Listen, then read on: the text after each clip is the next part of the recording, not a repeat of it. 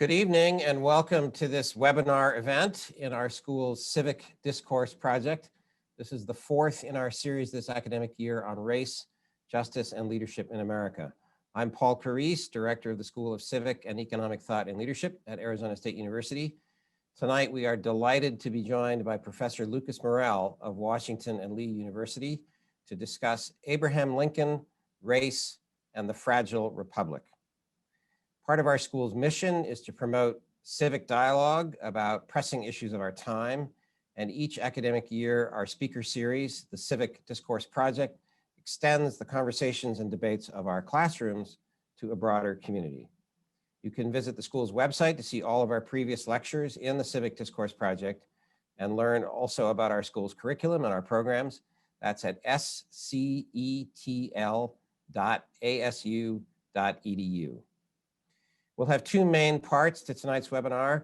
First, I will pose questions to our expert guest, Professor Morel. And then in the second part, we'll have a Q&A session from the virtual community that's joining us. And we will have a special first questioner from the audience to start part two, one of our SCETL students. So during part one, please do type your questions for our guest using the Q&A feature in Zoom. And our colleague, Dr. Carol McNamara, will collect the questions behind the scenes and help me to pose those to our guests. And so now to our special guest, we are delighted to welcome back to our school, Lucas Morel, who spoke for our annual Martin Luther King Day event 2 years ago. And back then we were delighted to host him in person. Dr. Morel is the John K. Boardman Professor of Politics and head of the Politics Department at Washington and Lee University in Virginia. He previously taught at John Brown University and the University of Arkansas, Fayetteville. Professor Morel also teaches in the master's program in American History and Government at Ashland University in Ohio. And among other programs, he teaches for the Gilder Lehrman Institute. He's a trustee of the Supreme Court Historical Society, former president of the Abraham Lincoln Institute, an advisor to the Abraham Lincoln Bicentennial Commission, and he currently serves on the U.S. Semi-Quincentennial Commission.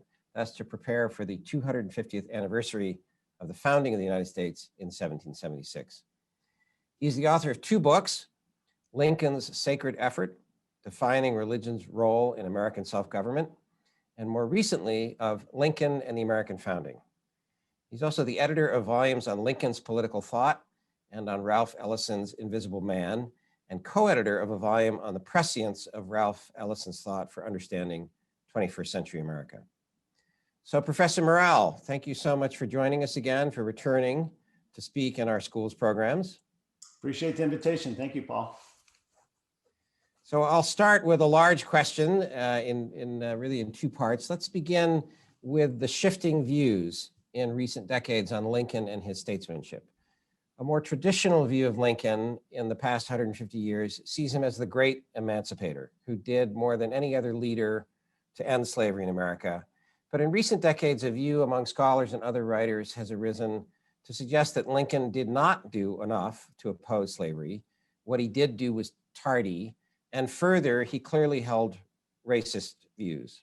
So to start with, why do you think in your scholarship, in response to this revisionist view and criticism, why do you think we should still think of Lincoln as the great emancipator? Yeah, that's actually a very good and comprehensive question in terms of grappling with Lincoln as, I would say, the most iconic American president next to George Washington. I think he still deserves, I'm old-fashioned, I think he still deserves the appellation of great emancipator, and it's not just because of his issuance of the Emancipation Proclamation on January 1st, 1863. I'm going to talk about that a little more in a second. Not only because he lobbied hard in the waning months of the war to get the House to pass the 13th Amendment. The Senate had passed it already in the previous year in 1864. So he's the great emancipator for those two things, but he's also the great emancipator, in my opinion, because he was just a rock-ribbed, because of his rock-ribbed devotion and commitment to freedom and equality. I can think of no better teacher on the meaning of America than Abraham Lincoln. His devotion to liberty and equality, which he imbibed from the founding through the Declaration of Independence, and founders like George Washington, of course, so his devotion to the American Union. But it's not just the ideals of the American regime that Lincoln was so consistent in calling our attention to as a people, as one America, but also his devotion to the institutions of freedom, the Constitution being the principal one. Even with the compromises with slavery, Lincoln learned from the founding that their compromises with slavery were on behalf of freedom and not to extend the lease on life, as it were, for slavery. It was something they fully expected to go away. And this was, of course, prior to the invention of the cotton gin. So his devotion to the principles of the regime, the institutions, and also what he taught about what needed to be our civic habits. And so devotion to the rule of law, for example, and consent of the governed. And the rule of law, as I understand it, is a reflection of the consent of the governed. But every time I hear this question about, whether it should only be 2 cheers for Lincoln and not 3, right? This is a question that came up in the Lincoln Bicentennial in 2009. I think this happens in great part because there is this ongoing debate, and maybe it's no longer a debate, but for a while, the historians debated this question: who really freed the slaves? And of course, that means one needs to be skeptical about Lincoln's role. Was it all Lincoln? Or do we have to give more credit? And shouldn't we be doing more scholarship on the initiative, the actions, what we would say today, the agency of the enslaved themselves in rebel-held territory during the Civil War? What about the work they did to free themselves? And so historians go back and forth on, is it Lincoln, is it the slaves, self-emancipation, or do we give him credit as the great liberator? And I would say it's a question that Lincoln himself answered in his proclamations, plural, of emancipation. He announced he was going to emancipate in September of 1862 and was a fairly detailed, it's concise, but fairly detailed proclamation of what was going to happen if the rebels did not return by January 1st. And in those documents, Lincoln makes clear that as far as he's concerned, it's both, that emancipation would not have been successful. That is to say, his proclamation of liberation for the slaves in rebel-held territory would have been a dead letter, but for 2 things: his authority as President of the United States, his constitutional authority, and the actions of the slaves themselves. His Emancipation Proclamation was the first time that the federal government gave essentially an engraved invitation to slaves to flee their legal masters and not have to be returned under the Fugitive Slave Act, which would not be repealed by Congress until 1864. So you needed to have Lincoln's authority, his legal constitutional authority, to make good on the second part, which was the actions that he fully expected the enslaved to take on behalf of their own freedom. Those who argue for self-emancipation forget or are unaware of the necessity of having the law on your side. You could physically remove yourself. For example, the most famous example, I would say, is Frederick Douglass, when he fled from his Maryland owner by law, and then wrote a book about it, right? His autobiography, The Narrative of Frederick Douglass, an American slave, written by himself. Within months, what did Frederick Douglass have to do? Even though he fled the location of his legal master, he had to flee, or chose to flee, to the United Kingdom. He visited Scotland, England, Ireland for 2 years, and had to, because if he had remained on American soil, he would have been an outlaw outside of the law's protection. And therefore, it wasn't until he was legally manumitted, his friends gathered together 150 pounds sterling, over 700 bucks American, I believe, and to pay for his freedom. It was only then in 1847 that he could return to the United States. So just to circle back, I mean, you needed to have not just the agency of the enslaved themselves escaping, but they would not be escaping into freedom unless that freedom was protected by the government, by law. And that did not happen for the enslaved until a civil war occurred and Abraham Lincoln chose to emancipate most slaves, not those in the border, so-called border slave states. So I think this question of whether Lincoln still deserves to be called the great emancipator, I think it was a question that Lincoln answered in the very documents that produced emancipation. So both for emancipation, the proclamation itself, the 13th Amendment that he lobbied hard for, and as well what he tried to get the country to remember and reclaim as their heritage, which were the universally applicable truths of the Declaration of Independence, his commitment to liberty and equality and consent. For all of these reasons, if anybody deserves to be called the great emancipator, it's Abraham Lincoln. I think part of your question was his slowness in emancipation. Is that right? Yeah, yes, part of it, yes. And I think you addressed that he, well, we can talk about that in relation to Frederick Douglass as well. I just want to put a footnote.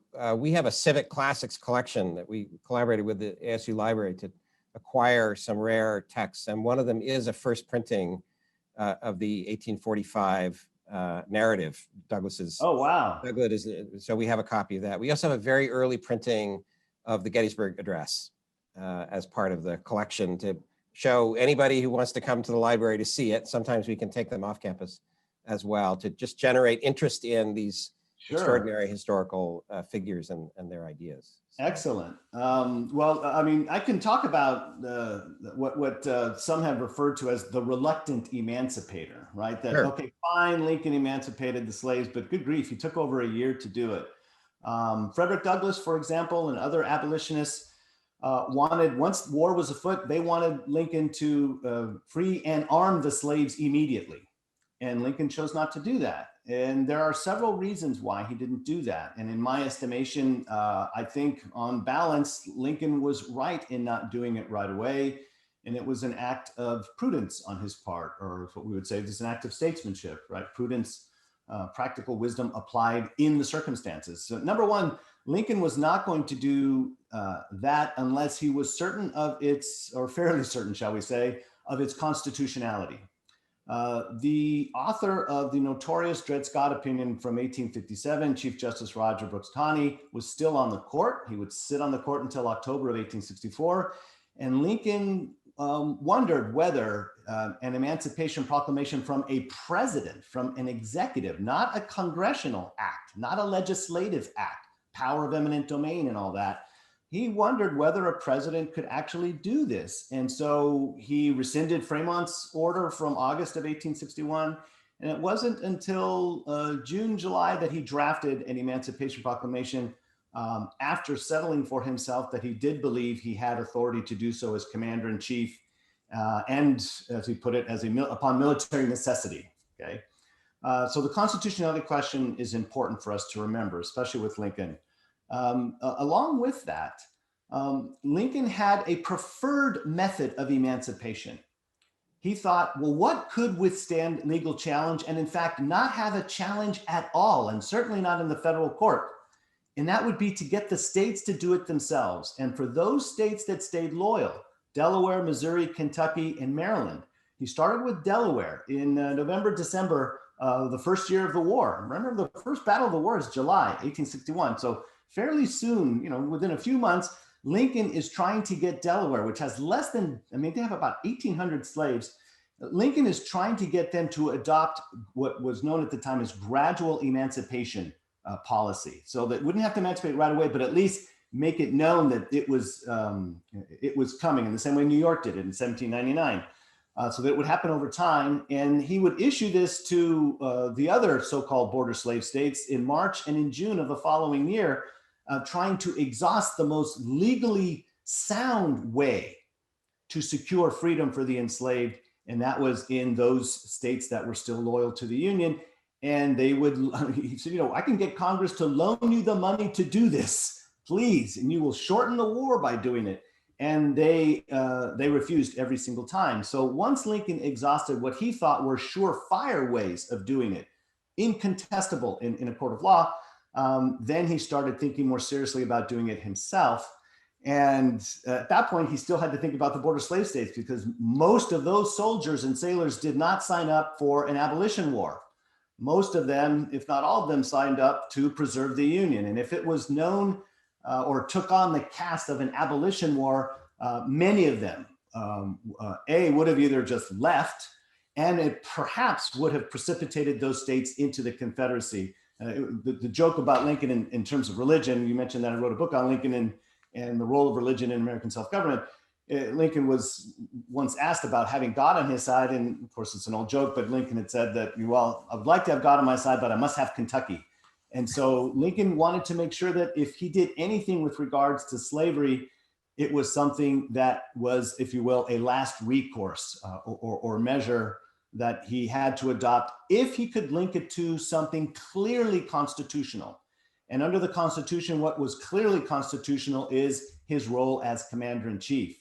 So what he essentially did to emancipate slaves in rebel-held territories, he turned a humanitarian end, emancipation, into a constitutional means.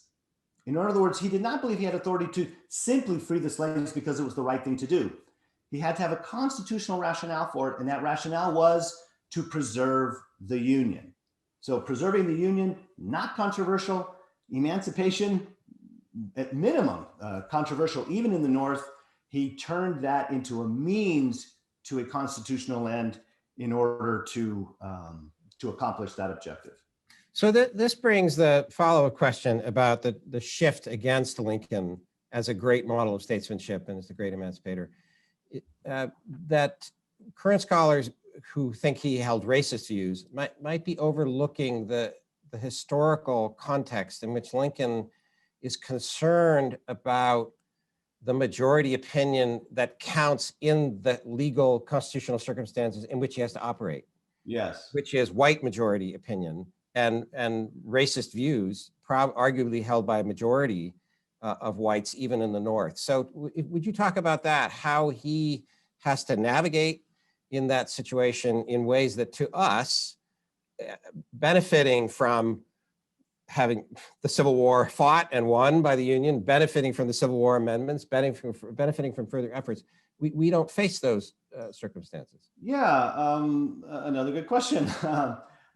One of the principles I mentioned earlier that Lincoln was devoted to and tried to remind Americans of how serious and important this principle was is the thing he called the sheet anchor of American republicanism. And that is the government by consent of the governed. If you want to accomplish anything politically in this country, you have to get the consent of the people. Otherwise, you're not a republic, you're not a democracy. And so what filters into consent, of course, is not simply people's high-minded ideals, but their own self-interest and their own habits and ways of thinking that they were brought up in. And we call those generally prejudices. Prejudice has a negative connotation, and for good reason, because it's something that you believe, but you're not quite sure why you believe it. You haven't reasoned yourself to it, as it were. And you couldn't disregard that. Some abolitionists did. William Lloyd Garrison famously did. And I might have a chance to talk about him a little more later. And so you had to always keep your eye on consent. And it wasn't simply what the people currently held in terms of those views. As a politician, what were you trying to do with those views? Were you trying to ennoble and elevate them, or were you trying to reinforce them? And we're going to see that with his chief political rival, Stephen Douglas, the incumbent senator, when he debates him in 1858, the leading, most influential Democrat in the 1850s. From 1850, the compromise measures, through his successful campaign against Lincoln in 1858. And then, of course, a leading Democratic contender for the presidency in 1860. You have Douglas and his influence that Lincoln had to deal with, but you also have the state of Illinois. So let me talk about the state of Illinois. We think of the state of Illinois, because Lincoln's from Illinois, even though he wasn't born there, as a free state. And it was, but it was bordered by slave states. And Illinois, it was almost as if they were competing, sorry, Illinois, but it was almost as if Illinois was competing with Indiana to see who was more racist. Black codes dated even back as far as their free state constitution. Blacks, and there weren't that many in 1850, 1860. I think the 1850 census, if I'm recalling this correctly, they were less than 1% of the population, maybe 5,000 Black people in all of Illinois. And in the state of Illinois, blacks could not serve on the militia. Any white male of a certain age could serve in the militia. Blacks couldn't serve in the militia. They didn't have the right to vote. They couldn't serve on juries if there was a white person who was a defendant. And in 1853, they actually passed a law to ban the immigration of blacks into their state. Now, that's patently an unconstitutional state law because it goes against the Privileges or Immunities Clause of the United States Constitution. But there you have it. That was the majority opinion, which of course is monolithically white in Illinois. That was the opinion of the voting public in that state. And that is part of the context within which Lincoln has to work to try to do good, to try to pursue justice. So there's the state of Illinois. Then you have Stephen Douglas.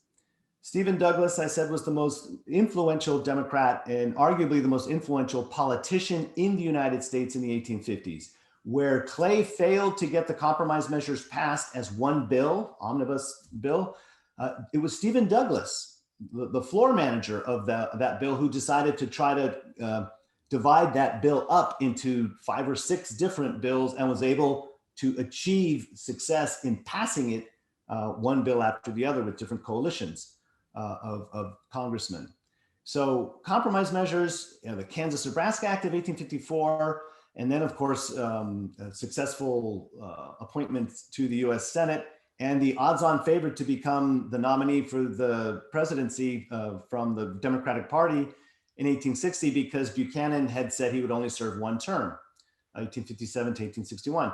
So you have the leading Democrat in the country next to James Buchanan, who is a outright categorical white supremacist.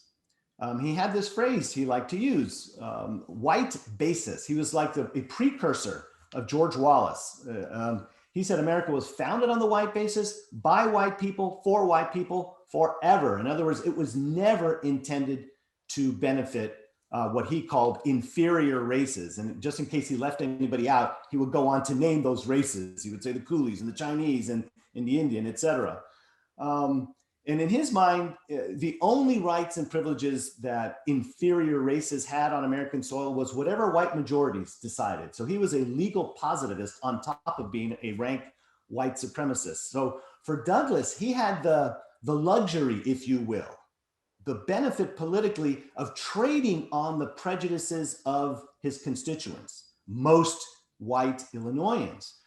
And in his way of politicking, he not only could trade on those prejudices, he reinforced them. But when we get to Lincoln, we find over and over an attempt to get them to pause and reflect at least a little bit on why it is they believe what they believe about Black people, and remind them, allow the Declaration to remind them that their own rights as whites are not based on their race, but on their humanity. That fundamental thing they did share with so-called inferior races. And Lincoln didn't like that phrase, inferior race. He doesn't use the word race very much at all. Douglas didn't have a problem with that. So with Stephen Douglas, you get this guy who is an outright white supremacist, and Lincoln, in the debates, Lincoln has to, as you say, navigate or negotiate with someone using that. And therefore, you get some controversial statements by Lincoln during those debates that get him in trouble today, because he's not somebody who's in favor of pushing for the vote for Black people. In 1858, as president, he pushes for it near the end of his near the end of his first term, but not in Illinois. And so Lincoln, I believe, said that there were bigger fish to fry in the 1850s. And especially in a state where Blacks are not that significant a portion of the population. But the context is a national political condition, as well as his own home state. Oh, absolutely. In which he's facing majority white views that don't want to see the Civil War as about, as you said, it's not about emancipating slaves. But by the middle of the war, he's trying to reframe it as a war about not only the Constitution, yes, obviously, but the Declaration is at stake. So with the Gettysburg Address, building up a view that whatever anyone thought they were fighting about in the early battles of the war, to win this war and to change the Constitution in the right way, this has to be seen in a new moral context. That the war is about both the Union, the Constitution, and it's about the Declaration of Independence.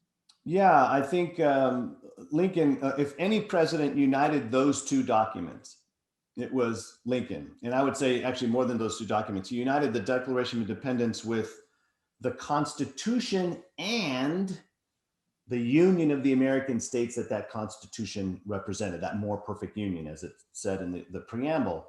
And of course, in the Gettysburg Address is his signature statement on it, right? Arguably the most famous, not arguably, it's probably the most famous speech, perhaps King's I Have a Dream speech is more famous because it's more recent, but the Gettysburg Address, when you think, if you had to tell a Martian who could speak English, here's the statement of the meaning of America, and you also get a lot of American history thrown in 272 words, you give them the Gettysburg Address.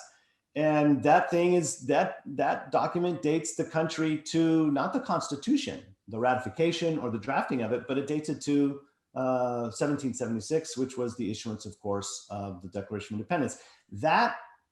Those remarks of Lincoln, again, he was not the keynote speaker that day, so a few appropriate remarks as he was invited to give.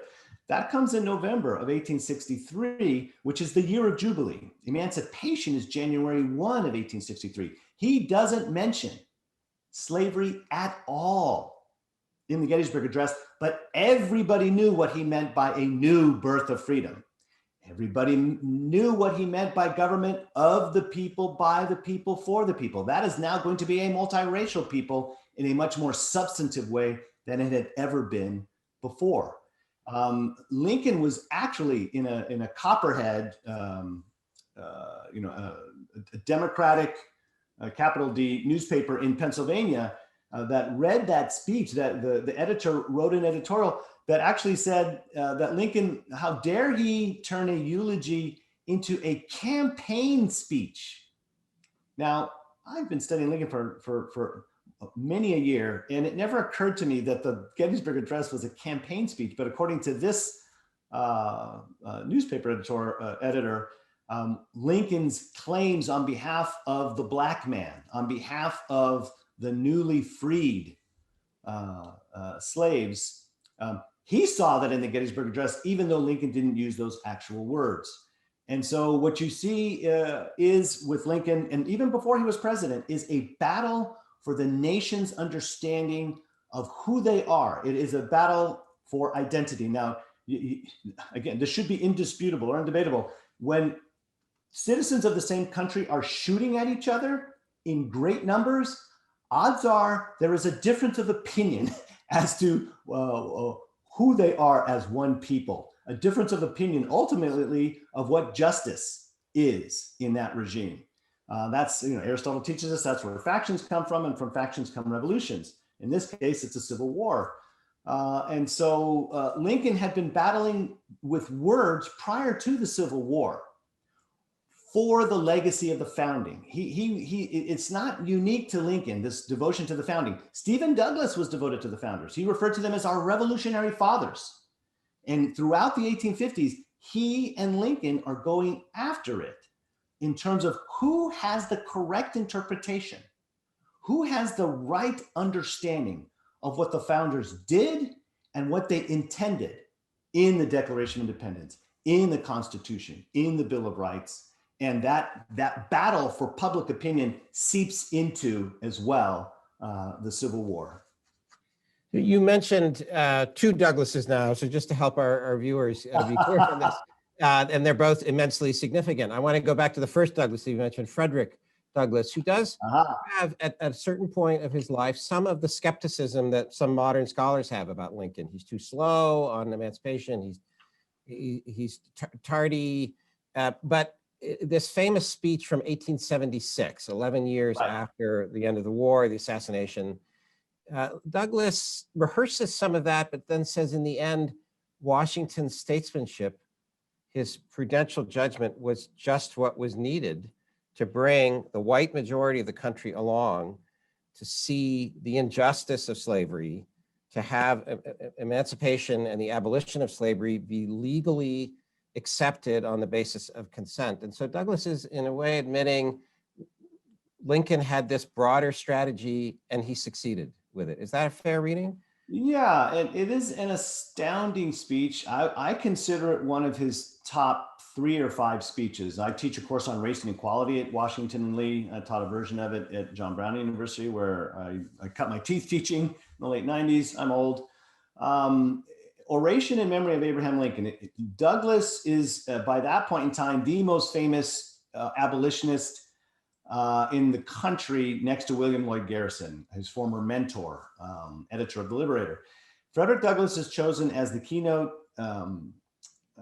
speaker on a day where they unveiled the Freedmen's Memorial, which it was in the news a month or 2 ago because they tried to pull it down because some argued that Lincoln was standing and the slave was crouching and therefore put him in a submissive posture.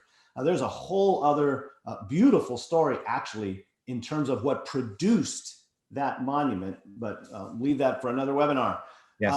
So Douglas is the eulogist that day. He's the one to give good words on behalf of that occasion. And it's an emancipation monument. It's the moment that slaves were freed, and it is keyed towards Lincoln's Emancipation Proclamation. So this speech is an astounding speech because like Lincoln, Douglas is a supremely ambitious and proud man.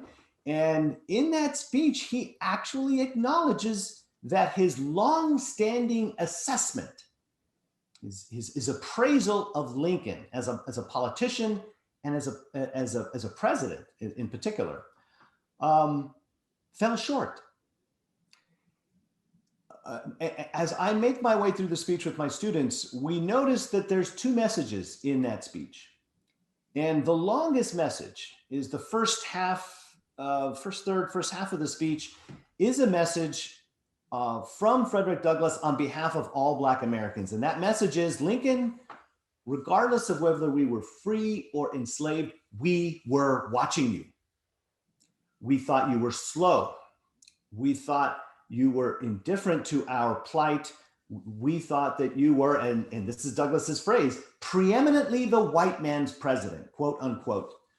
And then he's got this long paragraph where he says, under your rule, under your rule, under your rule. And then he says, we saw, we saw, we saw. He wants Americans to know, white Americans to know, that Blacks as citizens are, have been, and shall be, it's 1876 after all, vigilant in terms of observing what their government is doing. And by the way, the President of the United States, President Grant, yeah, and members of the Senate and the House and the Supreme Court are sitting there listening to this address. Yeah. Absolutely. The District of Columbia, Congress declared a holiday so that employees could attend that ceremony. It was a big deal. And Douglas knew it was a big deal. He has a very carefully prepared speech.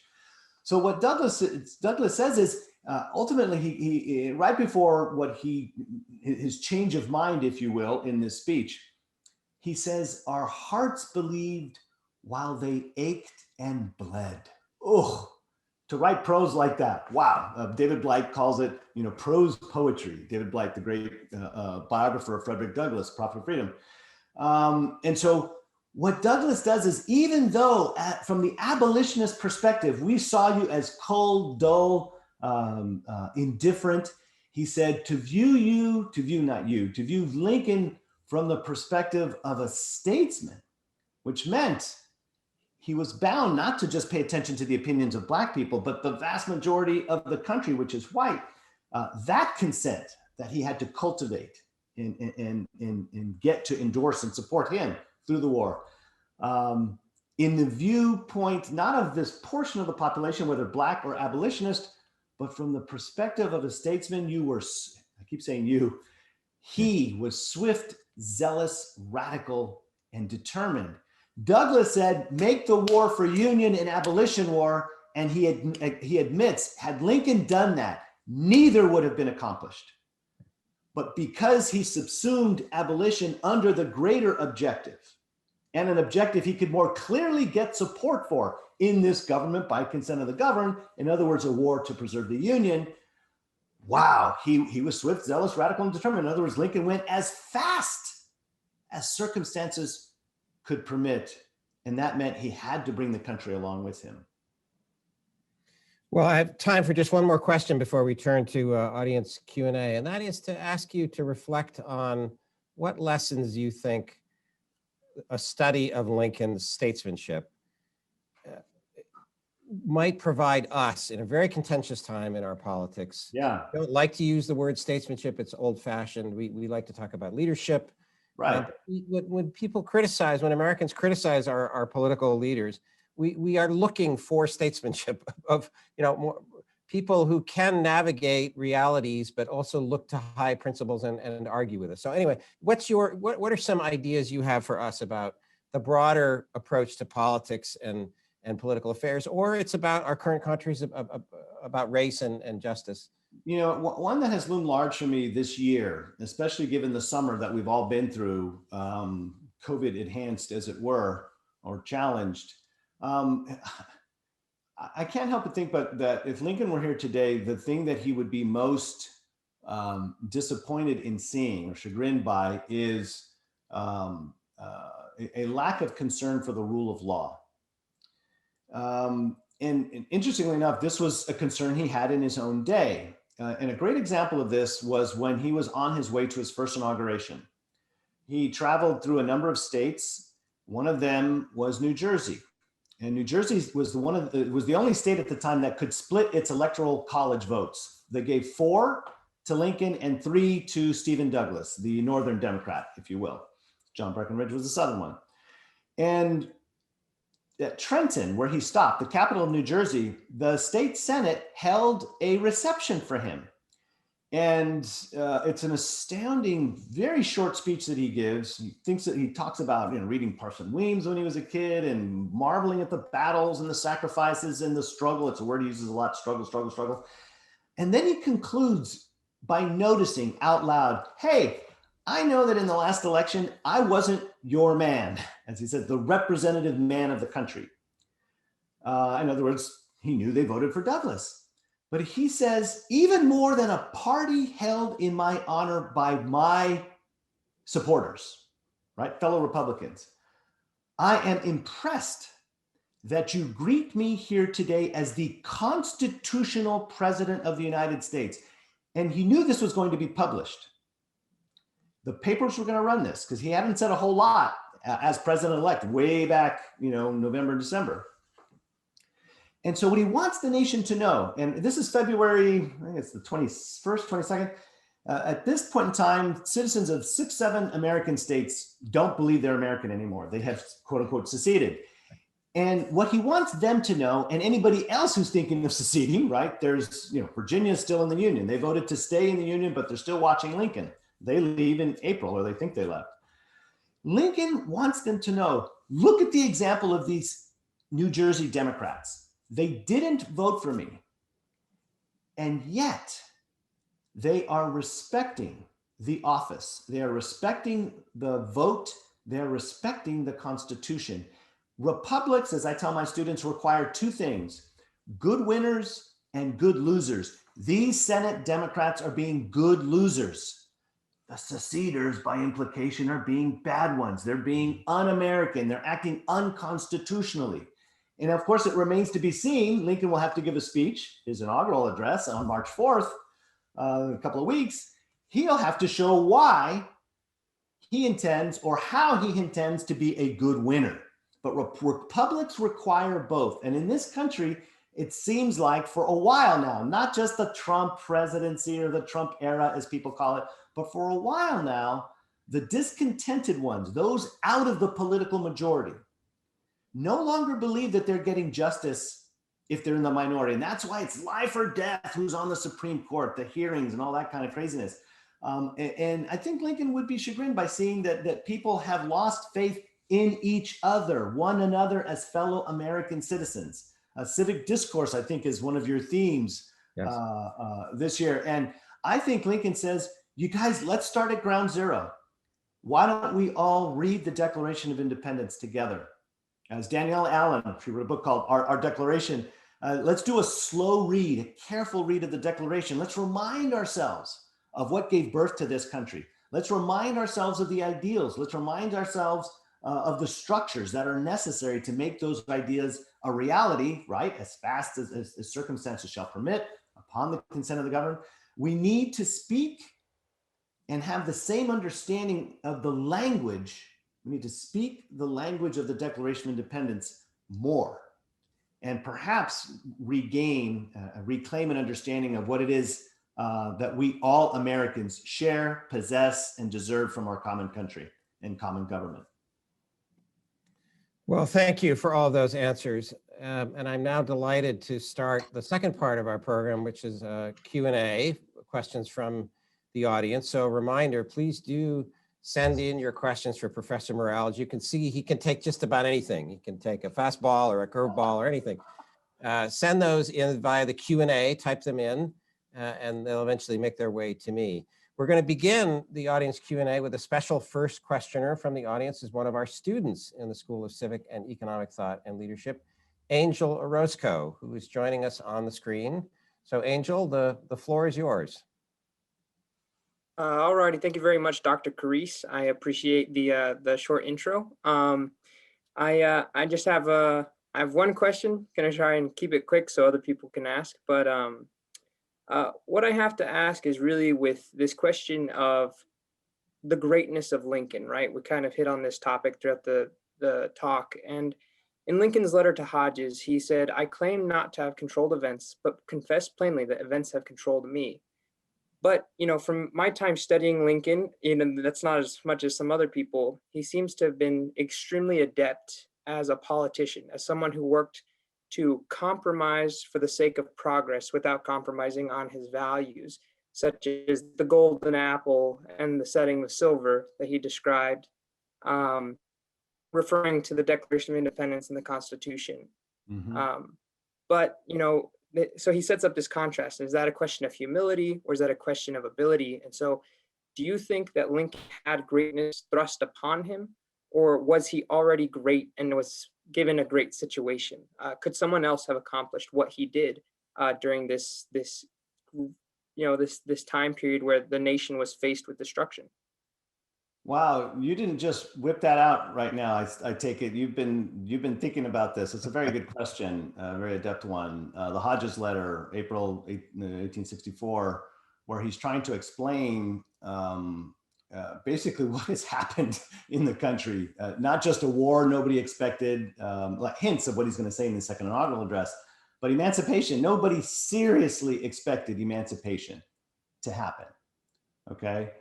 And so what Lincoln is trying to say there is, look, I mean, here again, a rare confession of Lincoln's that something happened that he did not plan. And if you read his first inaugural address, he doesn't say anything about abolishing slavery. Now it's a time of peace. We're not at war yet, but he doesn't even hint at that till a year later. And so Lincoln has to acknowledge, yeah, in this case, events controlled me. In fact, I tried to emancipate in this other way, as I mentioned earlier, get the states to do it. Gradual Emancipation Proclamation. With each state that does that, the South, the Southern Confederacy, so-called, will have less and less confidence that they'll be able to come out of this thing ahead as an independent Southern nation. But they didn't go that route. So I think in part, Lincoln is being humble here and saying, you know, emancipation, you know, became the last straw for me in terms of raising enough troops and in terms of depriving the enemy of a resource that he was relying on. But it's also rhetorically adept, of course, because Lincoln also wants the country to know that, and he does this through words, he does this through rhetoric, that this thing that has been controversial, Republicans lost seats in 1863 in state elections as a result of the Emancipation Proclamation. Republicans, not Democrats who supported it. Republicans lost seats. So it was controversial even in the North. And so Lincoln, yet a year and a half later, or a year later, is still trying to buttress support for the freedmen and women, support for his military emancipation by showing the country that it was not his intention all along. It wasn't some secret thing that, aha, I'm president, now I'm going to do this. It was not like that at all. But to get to your more packed question about did he have greatness thrust upon him, or was he great and found a great occasion? to suit the man to the moment. I think it's clearly the latter. Could anyone else have done it? The easy answer is to say no. Lincoln is sui generis. The guy was a genius, rhetorically, politically. I don't know that any other. It had to be a free soiler who would accomplish this. In other words, it had to be someone who appreciated the principles of the Declaration as much as Lincoln did, but also had the political savvy to try to cobble together public opinion in support of defending a union and then ultimately freeing slaves. And, you know, Salmon Chase couldn't have done that. William Seward couldn't have done that. They had reputations for, you know, legitimate or not, for being much more extreme with regards to abolition. Salmon Chase actually had more ambition than Lincoln. It was once said of him that he was so ambitious, he thought he was a member of the Trinity. So I can't think, you know, Thaddeus Stevens. I mean, who could have done this? And we have to think again, Stephen Douglas, this guy in October, reading the returns at state level, he can see that the Republicans are running the table in the North, what Fremont couldn't do in 1856, the first Republican candidate for president. And so Stephen Douglas, to his credit, stops campaigning for himself and travels the upper South, giving speeches not on behalf of Lincoln, but against secession and pro-union. So as misguided as Stephen Douglas was, in my opinion, because I'm a devotee of Lincoln, there he is, as misguided as his political hopes for the country were, he was a staunch unionist, but he could not have. He might have been able to keep the country together, even though the South had sworn him off by that point in time because of his popular sovereignty policy. Even if he had kept the nation together, it would have become a nation that Lincoln and you and I could not recognize, precisely because it would have been a nation divorced from, and a reading of the Declaration of Independence where all men are created equal is universal, applies to all human beings, male, female, black and white, regardless of nationality, ethnicity, time. And so, no, I don't, I'm compelled to say that only Lincoln could have pulled it off. And even that, remember, you know, Reconstruction had its moments, but ultimately on the main failed. So even Lincoln would have had a hard time keeping the country together had he not been assassinated. So that sets up, thank you so much for that. That sets up one of our audience questions. This is from Paul Gary. How would the African-American experience, let alone the larger American experience, how would it have been different if Lincoln had not been assassinated? You just said it would have been an extraordinary challenge for him, but given what we know about his talents and his abilities, how would he have threaded the needle? That is the $64,000 question when I give talks on Lincoln. Doesn't matter what I'm talking about, Lincoln and religion, Lincoln and the Constitution. I'll always get what about Reconstruction? Could he have done, well, certainly he couldn't have done worse than Johnson, okay? What are the differences? And just leave aside even the partisan ones, that Johnson was a Democrat.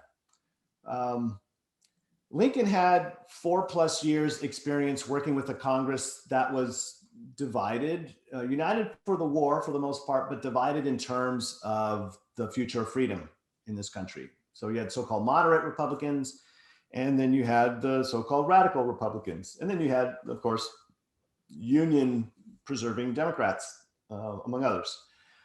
What would the advantages have been?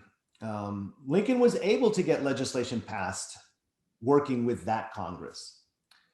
And what Lincoln was not in favor of doing in 1858 in Illinois, because it wasn't the priority as he saw it. The priority was to defeat Stephen Douglas and what he called the insidious popular sovereignty doctrine. And insidious because it would have produced the nationalization of slavery without anybody actually arguing in favor of it. Lincoln would have been more successful, I think, in promoting the vote for Black people. As I say, he did not promote it as a state legislator between 1834 and 1842 in Illinois. He didn't promote it in his debates with Stephen Douglas in 1858. In 1864, to two different generals, to a General Hahn, to Governor Hahn, a moderate in Louisiana, in that reconstructed government, and then to a general whose name escapes me right now. He says them privately. As Louisiana is being reconstructed and framing a new constitution, you should keep your eye on two things. Try to include a provision that empowers the state legislature to provide education for Blacks, and the vote for what he called the very intelligent and those who served in the Union military. And there's some debate over what he meant by very intelligent. I mean, oh, we're going to do literacy tests? Is that where we're at? And we know what happened with those. Or does that simply mean literacy? I don't know. That private telegram to Hahn and to this General Banks is his name. In April, in one of his last speeches, April 11th, where Lincoln talks most explicitly about Reconstruction, something he doesn't talk about almost at all in the Second Inaugural, just the last sentence of the Second Inaugural. You get at least a theme for Reconstruction. But when he talks about Reconstruction in this address in April of 65, and it's a statement that essentially leads Booth to decide to assassinate, not just kidnap, but assassinate Lincoln, is Lincoln now makes public what he said to the general and the governor. And you can tell why he wasn't public the year before. Presidents have no business dictating to states. They have no authority or power to tell states what to do about their constitutions. But in Louisiana, Lincoln was trying to do everything on the ground to pave the way for non-rebels to resume, to get authority at in the state legislatures. So in April, he says out loud, a president of the United States, that Black people should get the vote. Now, is that a congressional thing? What would that look like? We know for a fact that Andrew Johnson out loud said Blacks don't deserve the vote. He thought they were inferior. And he tried to camouflage his Reconstruction policies in Lincoln's prose.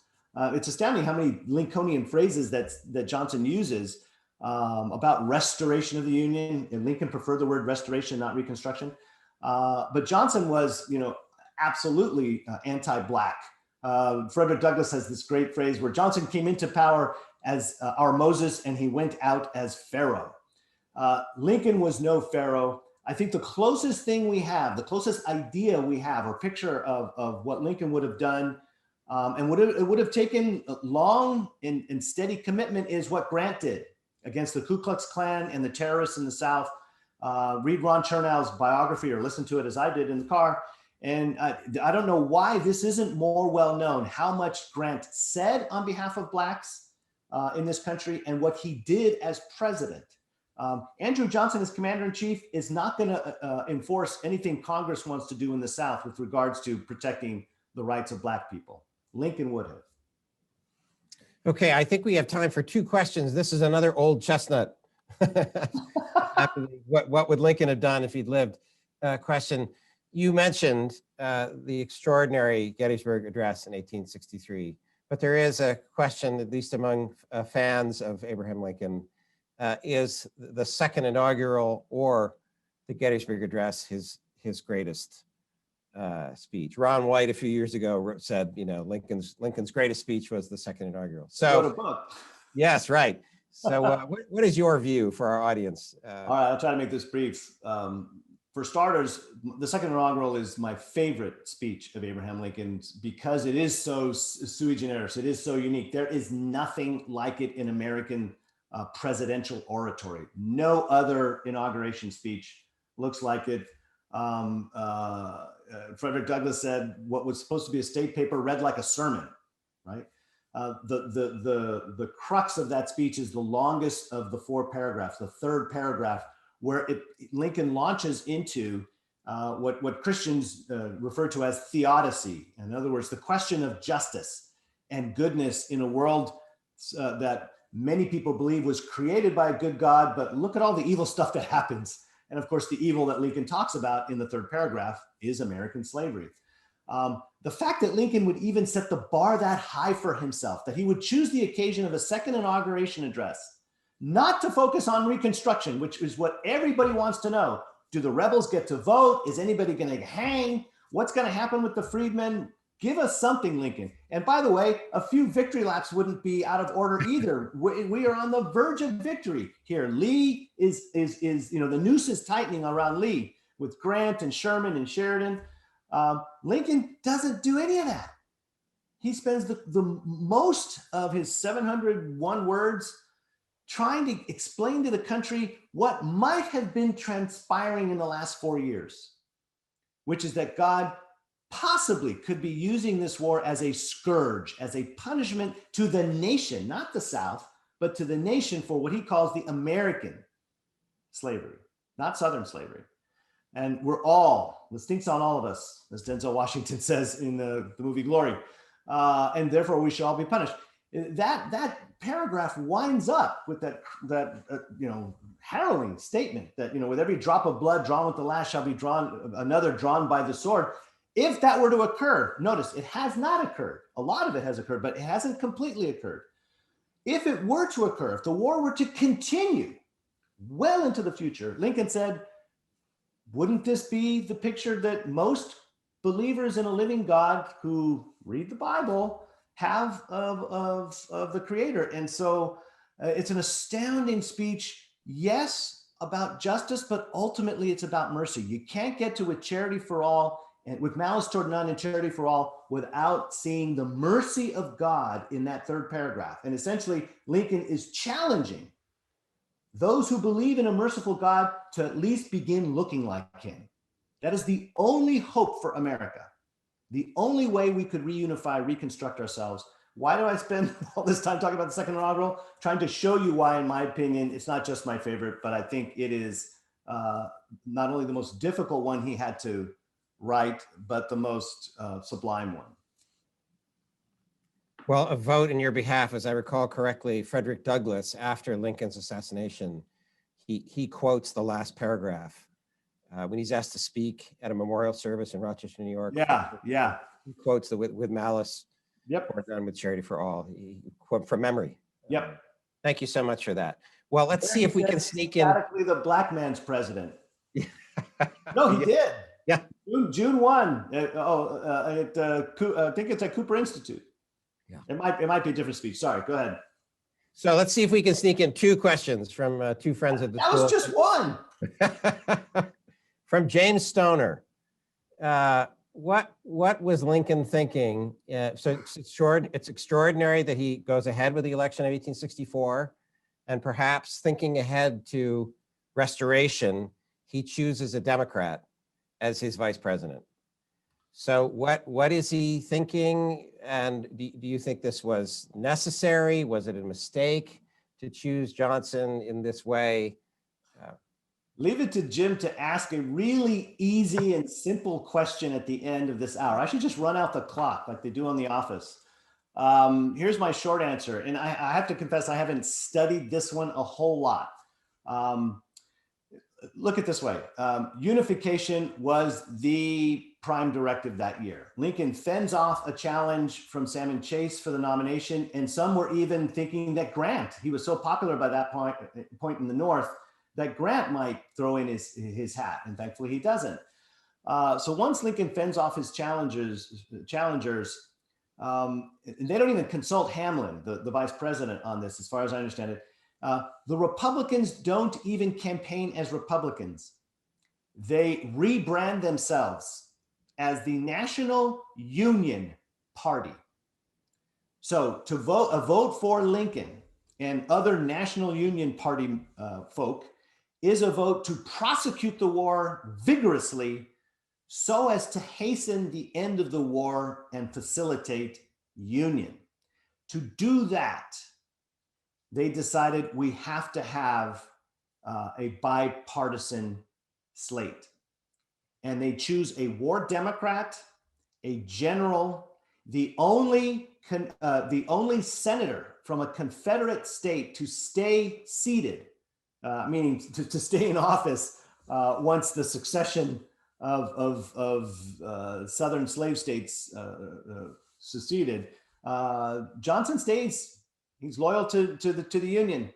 And so Johnson, pun intended, was a good soldier for Lincoln during the war, a reliable one. And so the party thinks this is the image we want to present to the country. So there's a rationale to it. It's not charitably referred to as just a mistake. Oh, gee, that was a mistake. There was a much larger rationale behind choosing Johnson in particular. Yeah, I mean, those are the rationales that the party and Lincoln had. Yeah. I mean, yes, it was a monumental mistake in retrospect, of course. Yeah. Who could know? Well, we have exhausted our time. The hour flew by. I'm going to close with some thanks, as you would expect. First, thank you to everyone for joining us for this fourth webinar in our series in the Civic Discourse Project that we call Race, Justice, and Leadership in America. Please check on our website, scetl.asu.edu, under the Video Catalog tab to look for recordings of our first 3 webinars in this series. Those were a discussion of George Washington with Professor William Allen, a discussion with Randall Kennedy of Harvard Law School of recent debates about race and American higher education today, and most recently, a discussion of Frederick Douglass with Danielle Allen and Peter Myers. You can also check our website for information on the spring semester of events we have in the Race, Justice, and Leadership series, including Thomas Chatterton Williams, who will be our annual Martin Luther King Day speaker. Impressive. As always, I thank our colleagues in the school who make this kind of a webinar event possible, working behind the scenes. Dr. Carol McNamara, who's our Associate Director for Public Programs, Joe Martin, who is our Communications Manager and Zoom wizard, and Morgan Raddick from our events team. Thanks again to our student Angel Orozco for posing the special first audience question. And finally, of course, tremendous thanks to our guest, Lucas Morel, for sharing his expertise and insights with us. Thank you, everyone, again. Thank you, Lucas, and to everyone, be well and good night. Thanks, everyone.